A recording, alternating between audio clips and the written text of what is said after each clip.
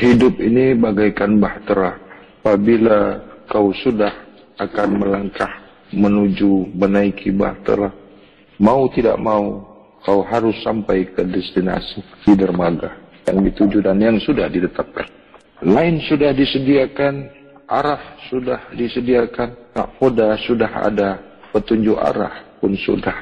Apabila kau tidak mengikuti aturan-aturan, usahaan-sarahan di dalam tahta itu, maka kau terus akan dibawa. Tidak akan pernah kau dilempar keluar daripada bahtera, namun kau akan diminta pertanggungjawaban. Di mana kedudukan kau? Apa yang kau buat? Nakoda tidak pernah mendera engkau, karena kewajiban tugas daripada nakoda itu membawa kau sampai ke destinasi. Karena di destinasi yang dituju itu ada pertanggungjawaban, ada timbangan. Bagaimana di dalam bahtera kau disuguhkan kitab, maka bacalah kitab itu. Sudah diletakkan di mana kursi-kursi, sudah diletakkan, dan kau juga tidak mau membacanya. Sesungguhnya bacaan-bacaan itu begitu penting kepada engkau dikala engkau dalam keadaan emergensi. Kitab-kitab yang sudah dijadikan, yang sudah diturunkan, tidak ada keraguan di dalamnya. Petunjuk bagi orang yang bertakwa untuk menjalani hidup dan kehidupan menuju destinasi di hadapan. Apabila kau menemui apa-apa, kau sentiasa memanggil kru-kru kapal ataupun sampai hingga nakoda diminta pertolongan. Sakit dan susah, senang dan kaya, kau harus sampai destinasi. Karena tugas daripada nakoda itu mempertemukan kau ke destinasi. Sebenarnya kalau kau buka rahasianya itu sebenarnya mudah sangat. Apabila kau maintain dalam penyempurnaan Islam, selagi kau boleh pertahankan sempurna Islam kau, selama itulah aku bertanggung jawab kepada kau. Tak payah kau ini itu hahu lagi. Kau mempertahankan janji kau, aku mempertahankan kau, aku menyelamatkan kau. Tapi bila kau dustai itu, kau langgar tu sumpah janji kau tu, sebab kau sudah tak Islam lagi. Sekejap, kenapa? Sekejap kau Islam, sekejap tak Islam, sekejap kau Islam, sekejap tak Islam. Kau ingat kau saja yang boleh buat gitu kah? Aku pun boleh buat kau macam itu. Kau permainkan Islam tu. Tapi kalau kau istiqomah, betul-betul kau bersumpah, berjanji, aku lagi bersumpah dengan kau. Tak akan kubiarkan kau dah. Itu aja. Tinggal kau ni jaga saja pemakanan kau, kawal saja pemakanan kau. Sudah, sampai kau tu. Itu aja. Tapi kalau kau langgar tu, aku pun langgar kau juga. Kan mudah, kita fair aja kan? Bukan susah. Selagi kau maintain, selagi kau jaga, selagi kau kawal, hanya tak susah.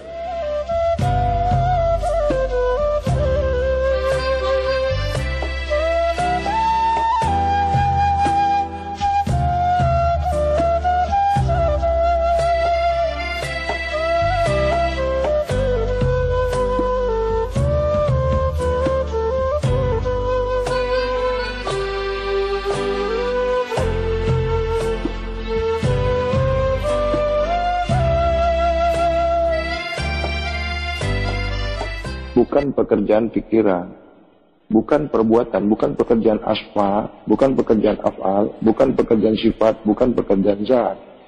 Amin. Jadi sholat wajib itu, sholat yang berketerusan itu, apabila diri rahasia sudah wujud, sudah beserta dia. Amin. Inilah yang dikatakan fana billah, baqa billah, beserta esa diri zat Maha Suci.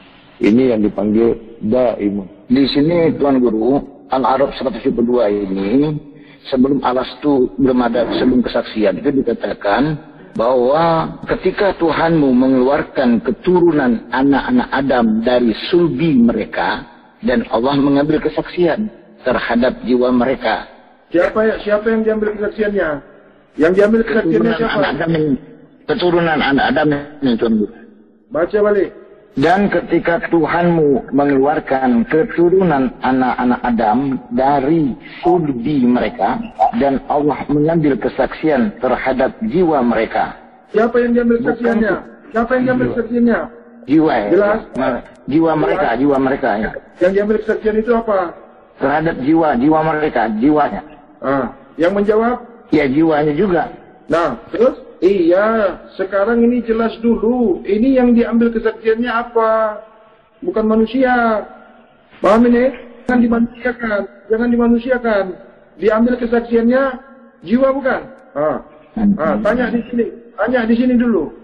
Mana yang belum paham? Supaya tidak keliru. Supaya salah paham. Kenapa perginya ke anak cucu Adam? Jiwa itu sudah dikasih jasad. Yang menjawab siapa yang menjawab? Jiwa. Nah, begitu. Jiwa yang menjawab. Harus sensitif. Ketika dikeluarkan anak cucu Adam daripada apa? Baca dulu ayatnya tuh. Dari mana dikeluarkan anak cucu Adam nih? Inilah tak menguasai ayat. Dari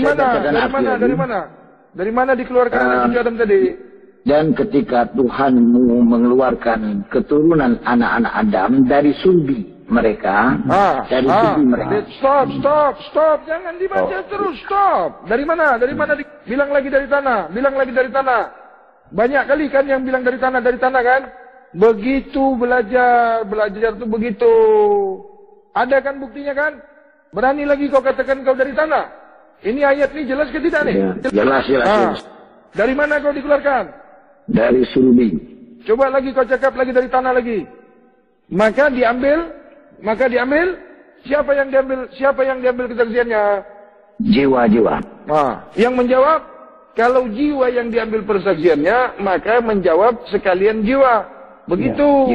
Jangan dirubah-rubah. Jangan mengarang-arang. Kolubala. Apanya kolubala? Mengapa dimaluk-malukan ini? Mengapa kau pakai dengan zair? Mengapa kau zair-zairkan ini? Ini yang ditanya siapa? Coba tengok di bab-bab lain itu. Di mana diisbatkannya itu? Di mana diisbatkannya itu? Di bab-bab lain, di kajian-kajian lain, di mana dibawanya itu? Dia kan? Kemana-mana begini kan? Karena tidak paham, tidak menguasai ayat. Itu guru-guru, itu guru penipu itu semua. Mengapa kau maklukkan itu? Jadi kalau jiwa yang diminta persaksiannya, mengapa pula kau yang jawab? Mengapa pula kau yang mengaku diambil persaksian? Ini jelas nak ayat nih. Maka diambil persaksian apa? Terhadap jiwa mereka. Kau ni mengapa takut kau? Jawab. Jiwa. Kau nak paham ke tidak? Jiwa. Kenapa kau orang ni takut? Murid ni tidak dekat dengan guru. Tengok guru macam ini lari, dia ciut, dia langsung mental tak ada. Macam mana lah kau nak pandai? Macam mana kau nak paham? Langsung ciut nyali kau, mental kau langsung hilang. Ini harus tegas ini, biar yang di dada kau tu lari dia. Supaya kau paham, ini bukan kau yang berdiambil persaksian kau. Yang berkata kan yang bersaksikan jiwa. Jiwa mengatakan bahwa aku benar engkau itu kalau di arti secara harfiah ini benar engkau Tuhanku. Nah, yang berkata terhadap jiwa tadi siapa yang berkata terhadap jiwa? Mana ada Tuhan bercakap-cakap? Mana ada Tuhan mau bercakap macam itu? Syiriklah jadinya. Itu makanya harus kita pahami dulu. Tuhan laisa kamitslihi. Tak boleh Tuhan bercerita macam itu. Itu diri rahasia minta persaksian jiwa. Maukah kau mengaku Allah itu Tuhan? Maukah kau mengaku Tuhan itu Allah atau Allah itu Tuhan? Atau kau mau enggak bertuhankan Allah itu? Kata diri rahasia, bukan Tuhan yang bercakap. Mana ada Tuhan bercakap? Sudah paham. Jadi yang berkata itu diri rahasia kepada jiwa. Iyalah. Ditafsir mesti ini sejajar lah dia, mesti sejajar, mesti satu level. Mana ada Tuhan bercakap-cakap dengan jiwa? Paham kau ni? Nggak ada itu Tuhan bercakap-cakap macam kau itu, bunyi macam itu, tak ada. Itu kan perkataan itu, bunyi itu. Ketika diri rahasia mengambil penyaksian jiwa itu, maka jiwa itu sudah menandatangani kontraknya dengan diri rahasia. Diri rahasia ini kan esa kepada diri zat maha suci. Jangan bising di sana dulu, kau diam dulu di sana. Diam kau orang semua, diam. Kau dengar nih, ketika diri rahasia mengambil kesaksian jiwa yang esa kepada diri zat maha suci, kau kan sudah dibagi tahu. Diri rahasia ini esa kepada diri zat maha suci. Paham ini? Jadi ini jiwa, ini persaksian jiwa. Jadi kalau diri rahasia kau itu tidak ada dengan diri zahir kau, tidak wujud pada diri zahir kau, ini tidak ada persaksian. Sampai kapanpun kau tidak akan pernah kusaksikan. Kalau diri rahasia kau ini tidak wujud pada diri zahir kau, kepada tubuh jasad jasmani kau, kau tidak pernah disaksikan. Paham ini? Nah, kalau kau tidak pernah suci, maka kau tidak pernah sebagai saksi dan tidak pernah disaksikan. Ini pokoknya. Jadi yang menjawab kau itu suci bukan kau. Yang menyatakan kau suci itu bukan kau. Aku yang mengatakan kau sudah suci. Aku yang mengatakan kau sudah pun disaksikan. Dan akulah yang menentukan suci atau tidaknya diri, sebenar-benar diri kau itu. Yang dipanggil diri sejati. Apabila kau tidak kusaksikan, maka kau tidak pernah esa kepada diri zat maha suci. Paham kau ini? Inilah wujud daripada Allah Subhanahu. Paham kau? Paham. Ini bukan marah. Ini bukan marah ini, bukan marah. Supaya kau paham, supaya kau mengerti, supaya kau tidak syirik lagi. Aku tidak suka kau syirik. Paham ini? Semua kau isbatkan ke Tuhan, semua kau isbatkan ke Tuhan. Jadi kalau kau sudah tahu, sudah paham kau, aku ini saksi untuk diri kau, yang kau ini mau dijadikan saksi. Tanpa ku saksikan kau, maka kau tidak pernah jadi saksi. Maka binasalah kau. Kau tidak akan pernah kembali asma, af'al, sifat, zatku kembali. Tidak pernah kau kembali asma, kembali af'al, kembali sifat, kembali zat. Sebagaimana fitrah engkau yang sudia suci itu. Mengapa dikatakan kau ini dari sulbi?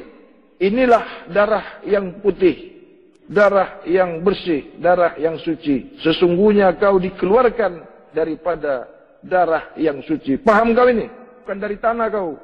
Paham? Baik, terima kasih Tuan Guru. Sudah paham tentang Al-Araf 172. Ini paham secara keseluruhan. Terima kasih.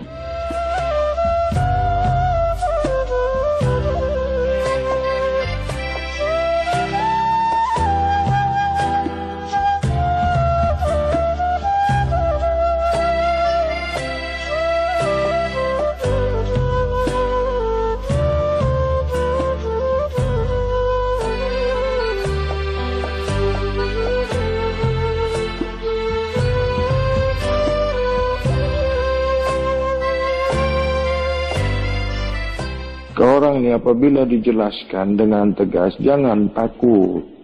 Kau belum kenal lagi. Kalau kau seperti itu, kau tak kenal aku. Terus batin kau tu bergegal terus macam nak mampus kau. Sampai mulut pun tak boleh berkata-kata lagi.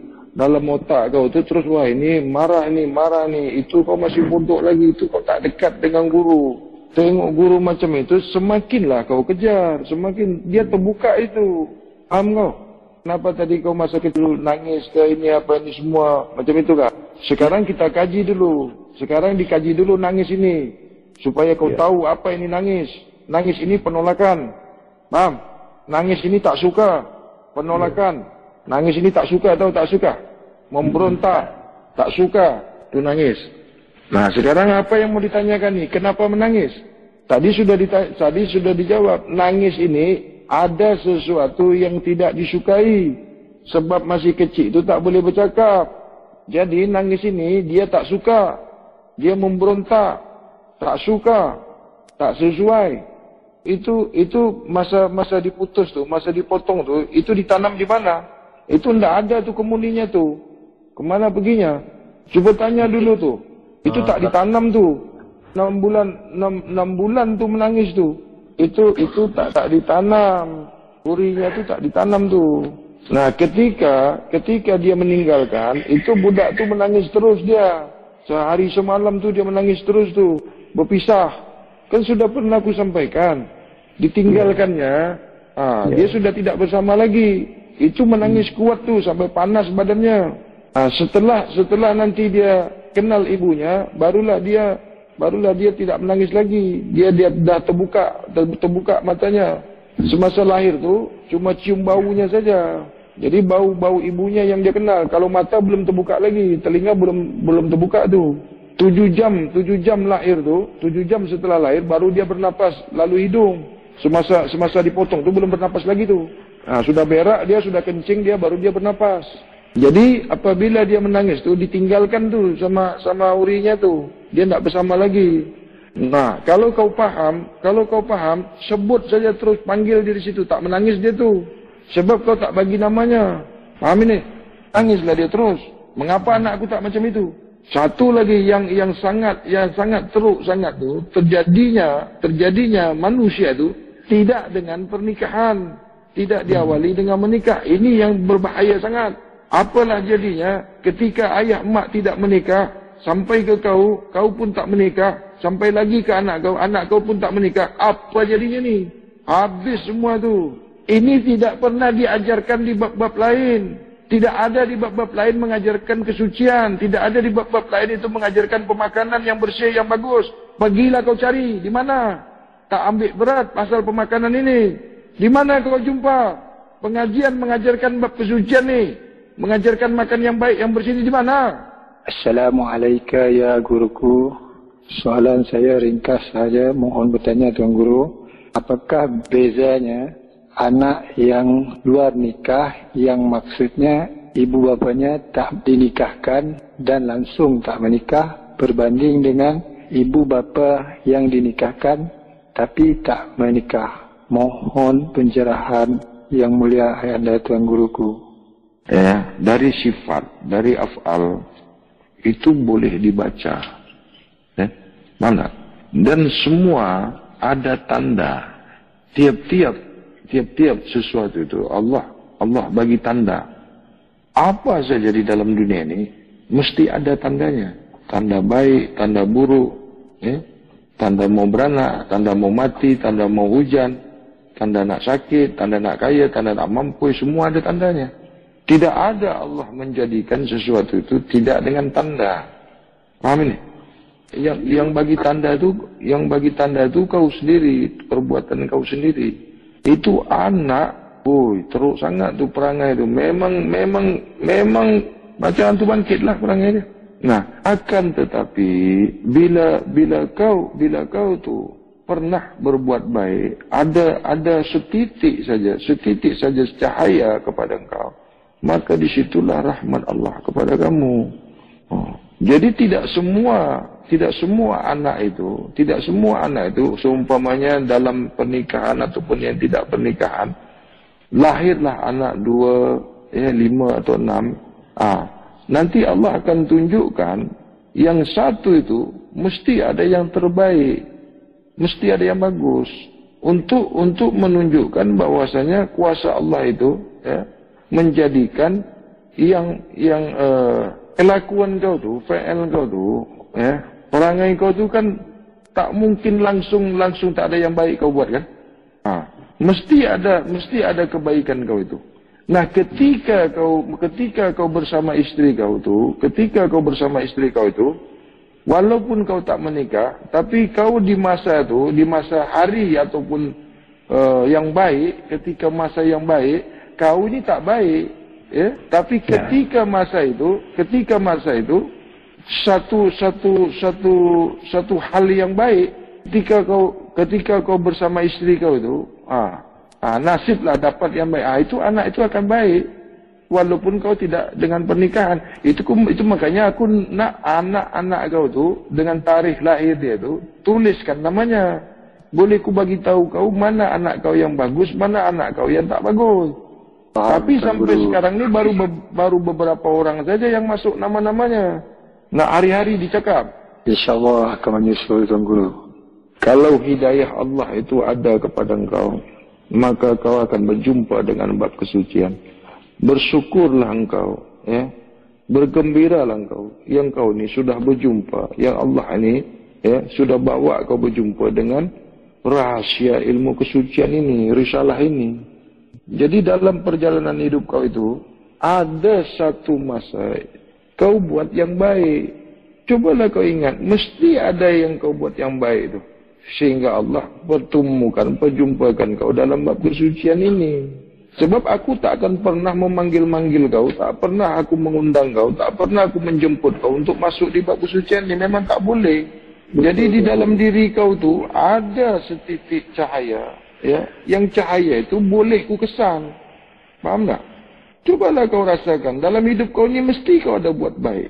Terkecuali selama kau hidup, kau tak pernah sedikit pun, sekalipun kau berbuat baik. Yang kau pernah bagi orang makan, yang kau pernah tolong orang, kau pernah tengok orang sakit, kau pernah memberikan sedekah. Mesti kau berjumpa dengan yang baik. Walaupun kau sekali saja berbuat yang baik. Kecuali kau tak pernah langsung berbuat yang baik. Nah, ketika kau ini sudah berjumpa risalah, rahasia, ilmu bab kesucian, banyaklah kau bersyukur. Tidak akan kau jumpa. Tidak ada. Berkali-kali sudah aku cakap. Kalau tidak, kau tolonglah aku carikan. Orang carikanlah, tolonglah aku ni carikan macam mana. 83 tahun ni datang ni dari Lampung ni. 83 tahun membuat kesaksian. Engkau ni usia engkau ni baru berapa lama aja. Kencing pun belum lurus lagi. Tanyalah dengan yang tua-tua tu.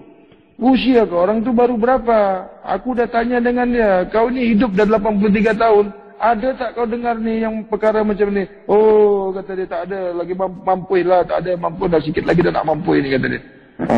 Ini saja kalau kau pegang. Ini saja kalau kau pegang. Takkan kau tinggalkan bab kesucian ni dah.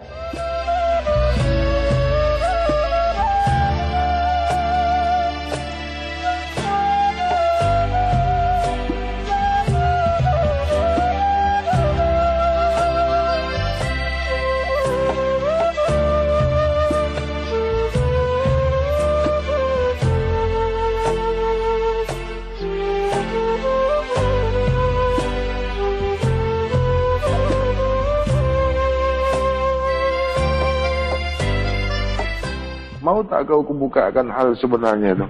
Begitu lamanya tergantung doa. Malam ni kita buka ya.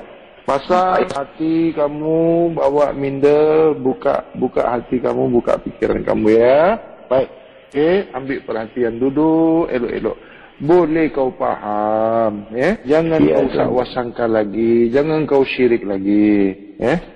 Sebenarnya soalan man rabbuka itu bukan Tuhan yang tanya. Apabila diri rahasia itu menyoal kau esok, meminta pertanggungjawaban esok, man rabbuka itu, siapa Tuhan kamu itu selama kamu di dunia?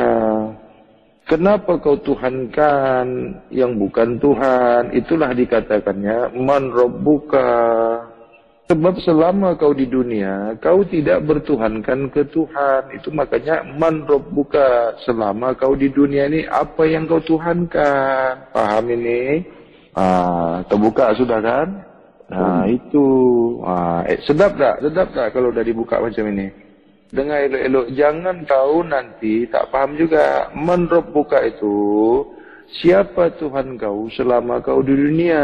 Tuhan yang mana yang kau tuhankan? Itu soalannya. Diri rahasia itu menyoal kau. Mana ada Tuhan cakap man rabbuka. Nanti kau syirik. Selama kau di dunia ini, ya, yang kau tuhankan itu siapa? Itu makanya bunyinya man rabbuka.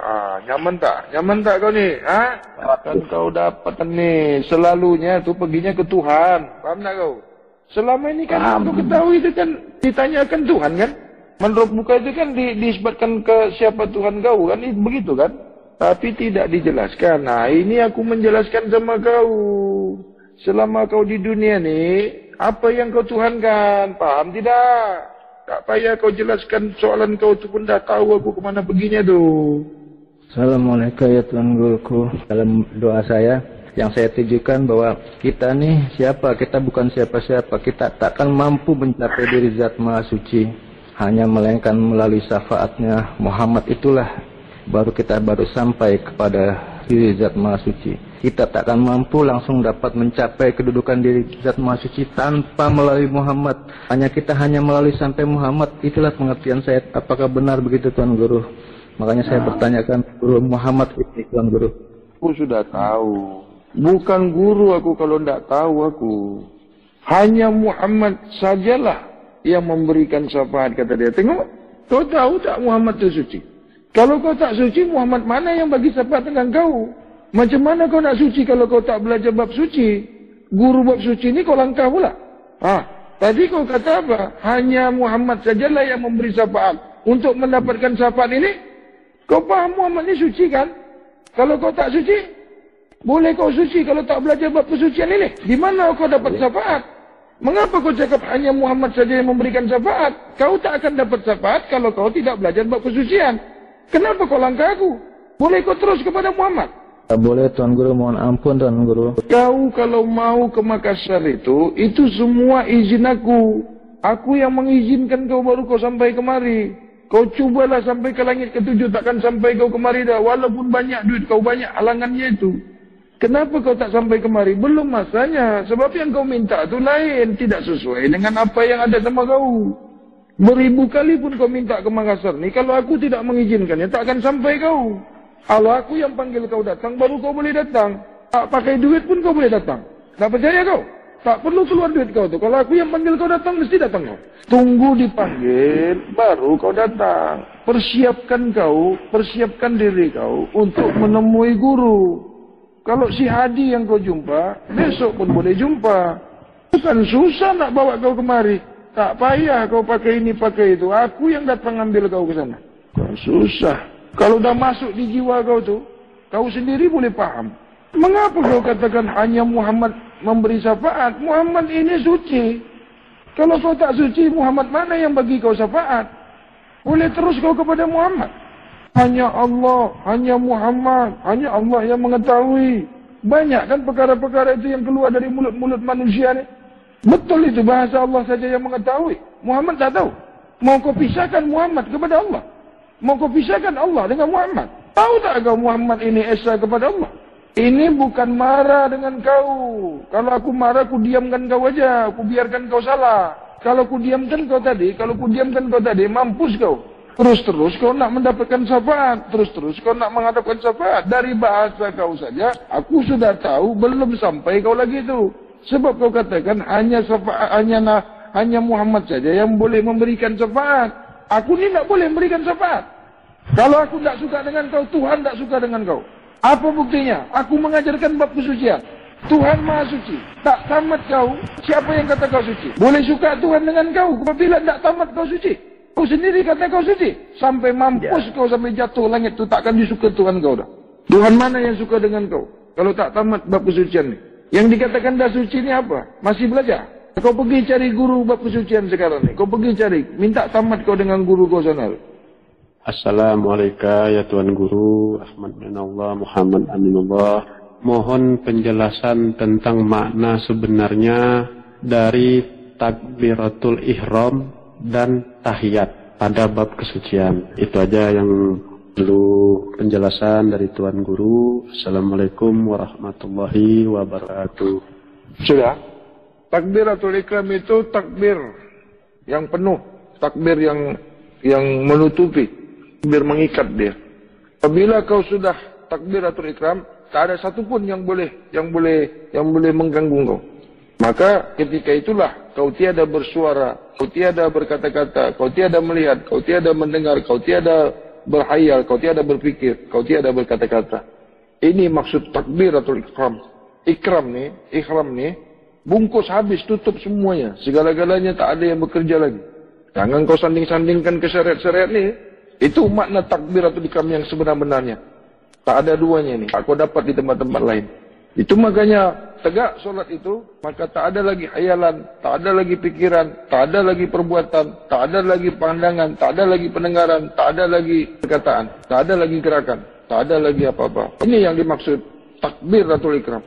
Apa lagi? Tahiyat, diam, salam, sempurna, selamat. Itu makanya solat itu diakhiri dengan salam. Salam.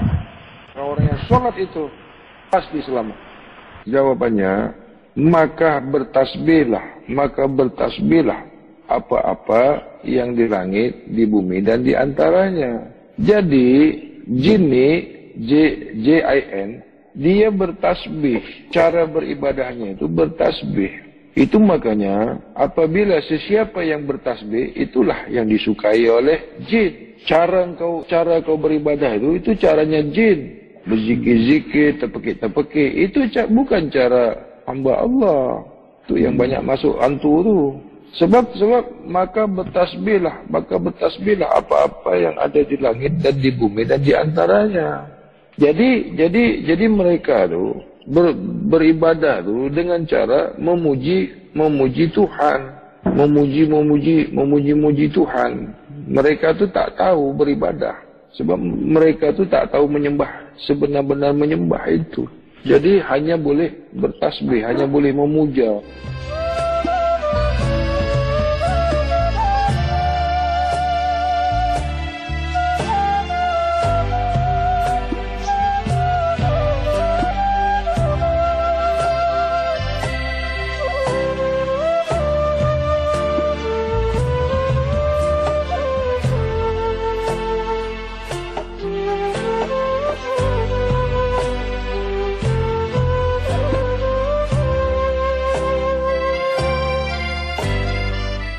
Assalamualaikum ya guruku Ahmad Aminullah Muhammad Aminullah.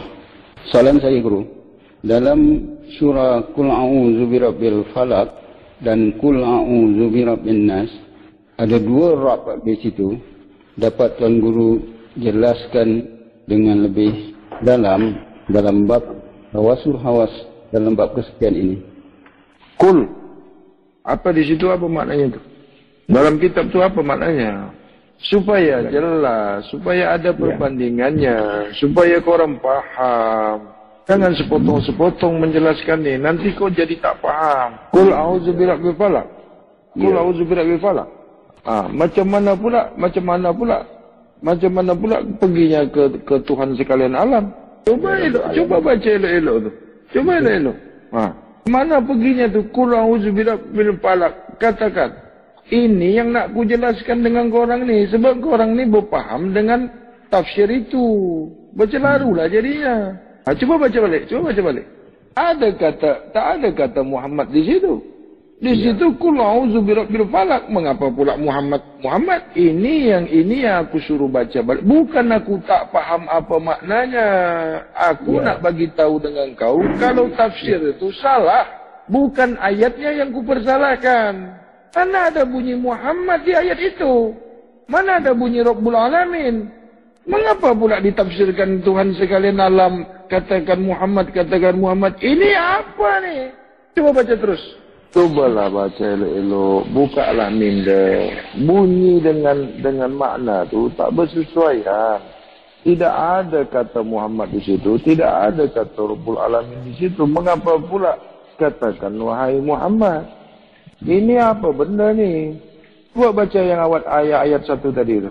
Macam mana boleh jadi? Sedangkan aku berlindung tu, auzubillah.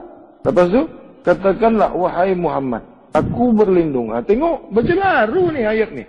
Tuhan sekalian alam tadi kata dia kan? Tuhan mencipta sekalian makhluk. Itu kan merujuk kepada Tuhan sekalian alam. Makhluk ni kan alam.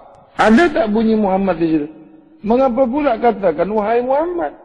Tidak ada sikit pun bunyi Muhammad di situ. Apa jadinya tafsir ni? Ini jelas-jelas ni. Korang pakai juga. Suka-suka korang lah. Lantaklah. Lepas tu soalannya tadi dikatakan Tuhan itu dua. Itu tidak menunjukkan Tuhan itu dua. Itu kan dah lain surahnya tu. Di dalam surah Al-Falaq menceritakan atau ada bahasa mengatakan merujuk kepada Tuhan yang menciptakan makhluk manusia. Itu di satu bab, itu di satu surat. Di dalam surat Nas itu, An-Nas itu diceritakan juga Tuhan sekalian manusia. Mana ada Tuhan dua diceritakan dalam satu surat? Tidak ada menunjukkan Tuhan itu dua, tak ada sedikit pun. Yang mana yang dikatakan Tuhan itu ada dua? Dalam satu surah itu tidak ada kata Tuhan di situ. Enggak ada. Di situ dia berjumpa. Rabbil falak, sanding itu. Kalau Allah itu dia tak bersanding, dia berdiri sendiri. Itu menunjukkan fi'ilnya fi'il Tuhan. Paham tak kau ni? Coba kau orang tengok di Bismillahirrahmanirrahim, berdiri sendiri kan dia? Itu menunjukkan ada kata Tuhan di situ. Bismillah. Ada di situ Tuhan. Di sini Qul a'udzu birabbil falaq, tanding. Qul a'udzu birabbin nas. Qul a'udzu birabbin nas. Tidak ada dia seperti sebagaimana di Bismillah. Jelas nampak Allah di situ. Paham tak korang? Rabb itu Tuhan. Kan Tuhan yang dimaksud. Rabb itu Tuhan, membunyikan Tuhan, menceritakan Tuhan. Rob itu, gimana aku nak jelaskan ke orang? Cubalah korang tengok, coba tengok Bismillahirrahmanirrahim. Jelas tak Tuhan di situ? Ada ke tidak di situ Allah? Di surat Falaq ni, tidak ada Tuhan di situ dah. Korang ni nak dengar tak yang aku sampaikan ni? Di situ Qul a'udzu birabbil falaq. Tidak ada kata Muhammad di situ, tidak ada bunyi Muhammad di situ. Mengapa tafsirnya menceritakan, menyuruh Muhammad berkata? Ini apa benda ni? Tengok di surat Al-Fatihah. Alhamdulillah. Itu menunjukkan diri Tuhan. Bismillah, itu menunjukkan diri Tuhan. Di sini Qul a'udzu birabbil falaq, Qul a'udzu birabbin nas. Ketika di surah Al-Ikhlas Qul huwallah.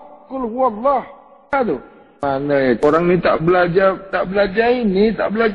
susah alat, jadi bercelaru jadinya, sakit otak aku jadi.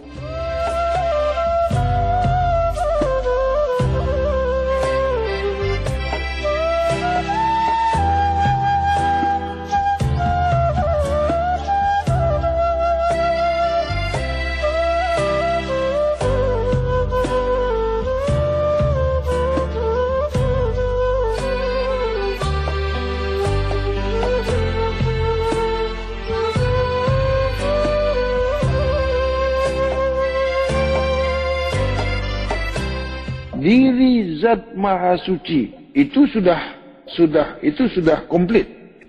Sudah cantik sekali itu. Diri Zat Maha Suci. Ya. Ada zahir di diri rahasia Muhammad. Dia tak boleh zahir di diri zahirnya Adam. Maksudnya tak boleh nyata pada diri Adam. Yang maksudnya tidak boleh zahir di tubuh jasmani kau. Tubuh jasad kau tu tak boleh zahir dia. Diri Zat Maha Suci. Itu tak boleh zahir ke tubuh kasar, tubuh Muhammad yang dipanggil Adam tu. Dia tak mau nyata tu. Tak boleh nyata dia. Nyatanya diri Zat Maha Suci ni di diri rahasia. Ini tak boleh silap ni. Tak boleh silap. Tujuh dia tu boleh dipecahkan di diri rahasia, diri sebenar-benar diri batiniah, diri zahiriah. Itu. Nah, inilah yang menjadi Adam Sufi apabila esa kepada diri rahasia. Maka dia menjadi pecah 7.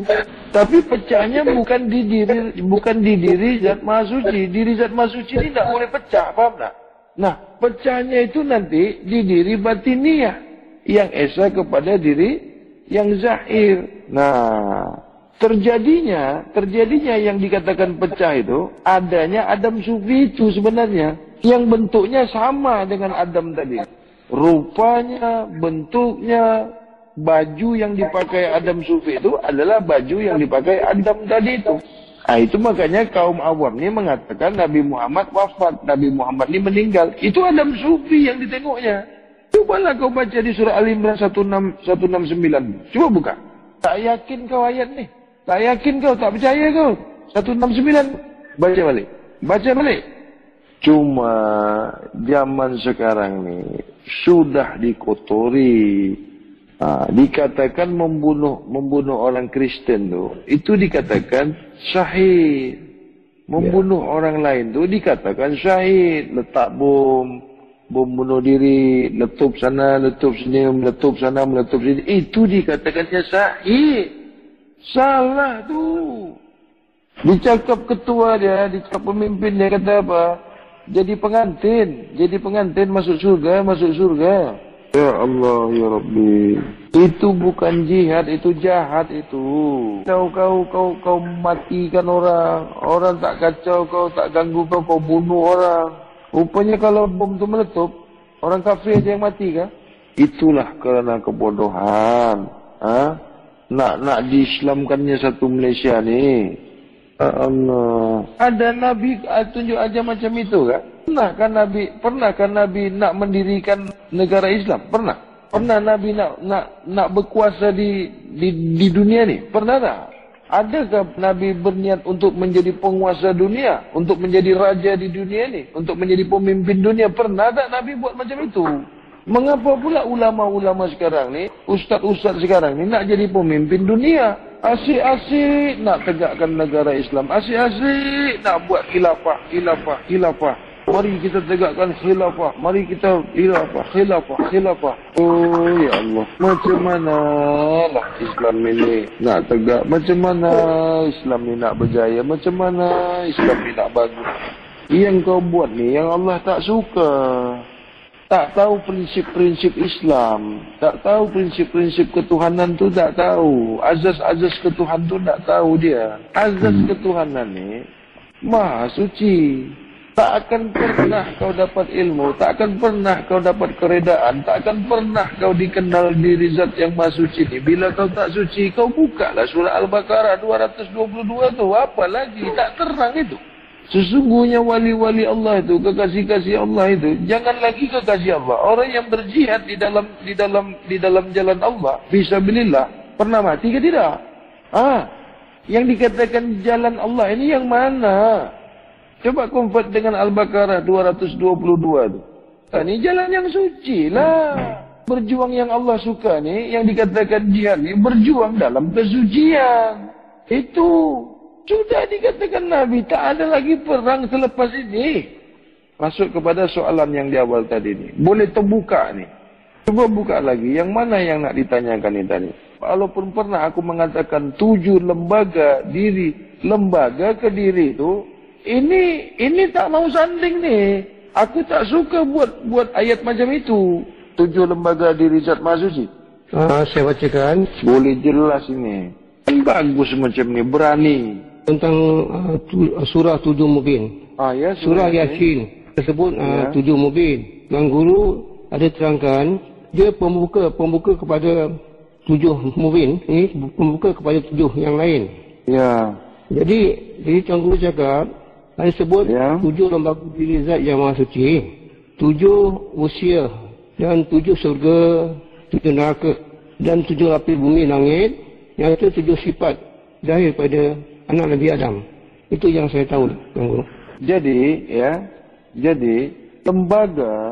lembaga diri itu sama. Jadi itu adalah kata pengulangan yang sama. Lembaga itu merujuk kepada diri. 7 lembaga itu esa kepada diri. 7 lembaga itu esa kepada diri zat yang Maha Suci. Ini baru cantik ni. 7 lembaga esa kepada diri zat Maha Suci. Ini yang dikatakan 7 lembaga diri zat Maha Suci. Baik, sekarang yang ditanyakan ini 7 mubin. Maksudnya 7 kenyataan di surat Yasin itu. Coba tanyakan balik. Masa itu soalannya apa? Ini yang buat soalan ni apa? Siapa yang buat soalan ni? Supaya jelas ini. Guru, soalan dari Pak Wahab yang tentang surah Yasin ada 7 hakul mubin tu. Ya, hakul mubin ini 7 kenyataan yang benar. Hakul mubin itu 7 kenyataan yang benar. Maksudnya kebenaran di surat Yasin itu. 7 kebenaran yang nyata di surat Yasin itu. Maksudnya 7 yang nyata atau 7 diri yang esa kepada diri zat Maha Suci. Jadi 7 hakul mubin di surah Yasin itu 7 rahasia nyata di diri zat Maha Suci atau 7 kenyataan rahasia diri zat maha suci itu nyata pada diri. Sedap, aku nak bagi tahu macam mana bahasa yang bagus orang boleh faham. Jadi surah Yasin itu kenyataan yang nyata pada diri zat maha suci itu sudah pun nyata pada lembaga yang 7 atau 7 lembaga yang esa kepada diri zat maha suci. Kemana perginya nih? Kemana perginya nih? Hati yang suci, pikiran yang suci, pandangan yang suci, pendengaran yang suci, perbuatan yang suci, zahir, 7 lembaga ini zahir nyata daripada diri zat maha suci. Ini yang dikatakan aku yang menjadi mata engkau, aku yang jadi penglihatan engkau untuk engkau melihat, aku yang menjadi pendengaran engkau untuk engkau mendengar. Ini adanya di surat Yasin. Sampai di sini jelas? Terus yang kedua tadi apa tuh? 7 kenyataan pada diri anak Adam. Yang kedua 7 zat yang zahir yang nyata pada diri anak Adam. Itulah dia tadi. Jelas itu. Rujukannya al-insan syirhi wa anashirhu wa sifatihi. Sesungguhnya insan itu, manusia itu, kezahiran 7 daripada rahasiaku, 7 kejahiran, 7 daripada asmaku, 7 kenyataan daripada afalku, 7 daripada kenyataan sifatku, 7 kenyataan daripada zatku. Mana zat yang 7 itu? Ruh, jiwa, nyawa, rahasia, akal, pikiran, hayalan. Itulah yang dipanggil lembaga. Apabila dia masuk, diletakkan ke diri zat maha suci, tidak boleh dikatakan lembaga. Jadi lembaga itu bagi Adam, dipanggil diri itu bagi diri zat maha suci. Ini yang dikatakan 7 lembaga diri zat maha suci. Esa dia. Sampai di sini ada persoalan, ada pertanyaan? Bagaimana pula dengan 7 alam barzakh, Tuan Guru? 7 alam barzah ini bagi kaum yang 7. Ada 7 kaum yang memasuki 7 alam bersesuaian, berperingkat kepada diri yang memasuki alam barzah itu tadi. Dia bagaikan pintu-pintu. Jadi alam barzah ini ada 7 pintunya. Katakan 7 alam barzah. Memasuki alam barzah ini ada 7 pintu. Ada yang besarnya bagaikan langit dan bumi. Ada besarnya bagaikan lubang jarum. Berperingkat-peringkat. Memasuki alam barzah. Ini yang dikatakan 7 pintu alam barzah. Atau 7 alam barzah. Ada 7 kaum. Ada 7 jalan. 7 cara untuk memasuki alam barzah ini. Atau 7 peringkat. Sampai di sini paham? Paham tuh. Buka lagi. Boleh jelas ini semua. Jangan sangkut-sangkut lagi. Nanti engkau mesti boleh menjelaskannya. Apakah sebenar-benarnya syahadat diri setelah berada di kedudukan innalillah? Dia punya isi, Tuan Guru. Mana ada lagi bersyahadat? Tidak ada lagi syahadat diri. Kalau di kedudukan raib. Tidak ada lagi penyaksian. Yang ada itu disaksikan. Dan apabila sudah disaksikan, selamat. Kenapa masih mau bersyahadat? Masih mau bersyahadat lagi? Itu yang bersyahadat itu, yang masih mau bersyahadat itu jauh sekali di bawah itu. Masih nak mau mengucap, menyebut juga lagi. Kalau kau sudah suci, Tuhan suka dengan kau tak? Diminta lagi persaksian kau. Jadi kenapa lagi tanya lagi, apalagi syahadat diri lagi? Turun balik ke bawah tu. Atau nak di bawah lagi, nak turun lagi di bawah lagi. Kenapa aku tak mau jawab tu? Kenapa aku tak mau jawab itu? Itu rendah sangat tu.